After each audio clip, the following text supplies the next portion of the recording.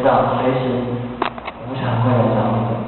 轻的改变你现在的好，现在的顺利；严重的烦忧那下辈子再来，对不对？好，那有几个基本的这个，因为时间的关系，后期带你们来开放。打一个列好啊。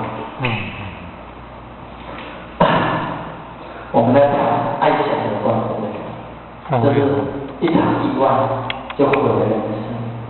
轻的话，说不定残废的没关系，对不对？残废的时候，人生变化很大。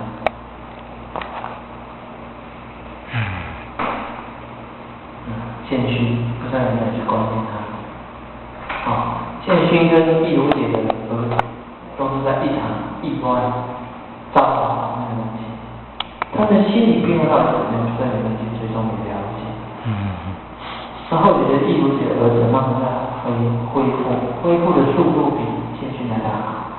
所以易如姐真的很愿意，也很用心，不断的带他来道场，用道场的力量重建他的心灵。不但用正向的鼓励跟期望，让他的孩子继续走他修本的路。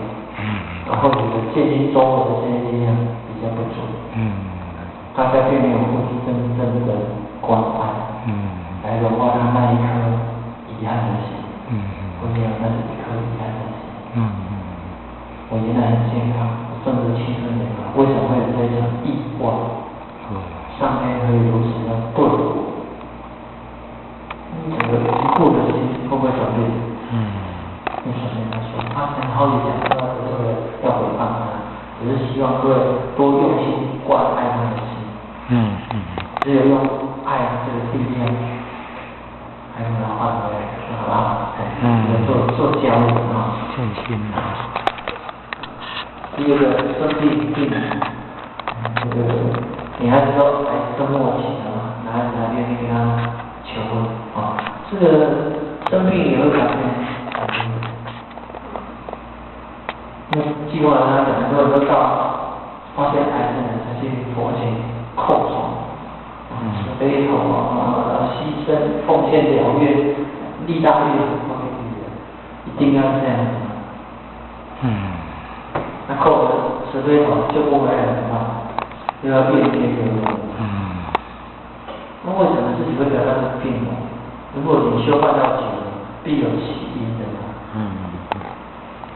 如果你的阳寿不该尽，你又有功德，幸福会加以补转。那就是你的阳寿尽，或者你的功德不够，对方不愿放了你，等等之类的啊。或者你自己招来的，你乱吃不睡觉啊，各种因素根本也谈不上业力，有的是你对自己的病人，是你自己制造这样的一个病魔。对不对？那什么事都怪都是无形的大的海洋。我真的还是自己造来的，还是这个思考。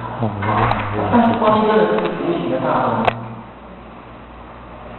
阴气在找你。我可以请大家谈这个爱的。